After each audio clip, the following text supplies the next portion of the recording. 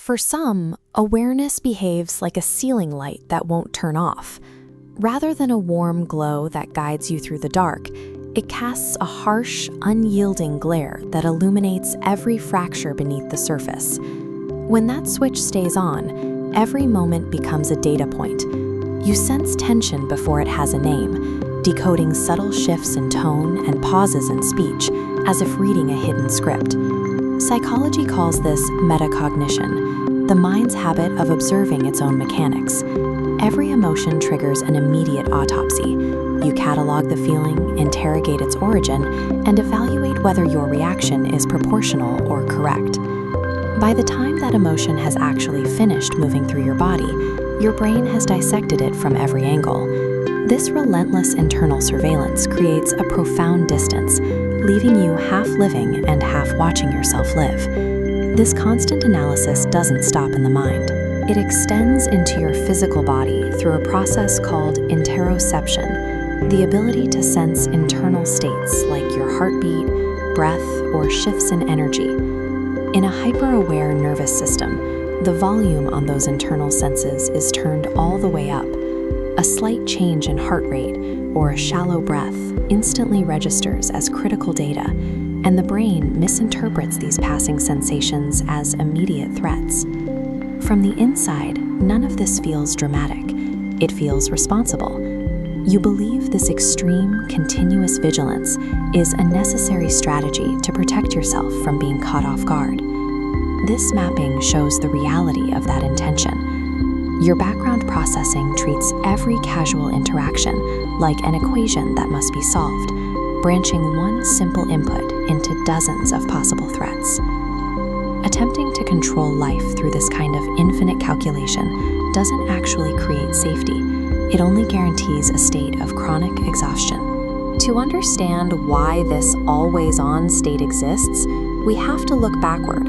Replacing self-judgment with historical context reveals a different story about where this behavior began. For many overly aware adults, the root of this behavior traces back to childhoods where emotional safety was unpredictable. When adult moods could shift without warning, survival depended on reading subtle cues. The developing nervous system learned to stand perfectly still and anticipate the emotional temperature of a room, calculating exactly when to be agreeable and when to disappear just to stay safe. No one explicitly taught you to do this. It was an involuntary neurological mechanism forged by the prefrontal cortex, which learned to scan for patterns to predict incoming danger. What you might call overthinking today is actually the residue of a highly intelligent childhood survival strategy. It wasn't a flaw, it was an adaptation. Fast forward to the present, and we find the glitch.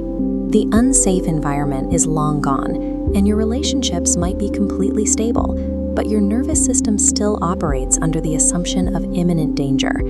Another factor enters the picture: cognitive empathy.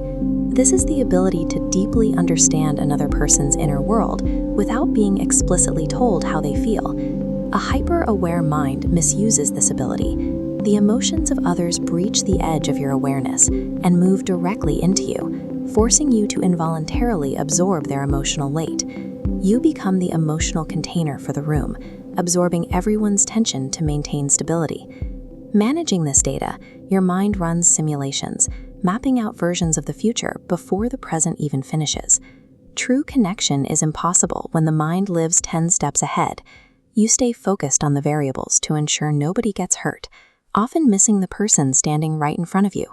The solution to this exhaustion is not trying to numb your mind. The answer is learning to carry less. Moving away from this exhaustion involves establishing internal boundaries through a practice called selective perception. Selective perception is the conscious ability to notice an emotional shift in the room without automatically absorbing it into your own body.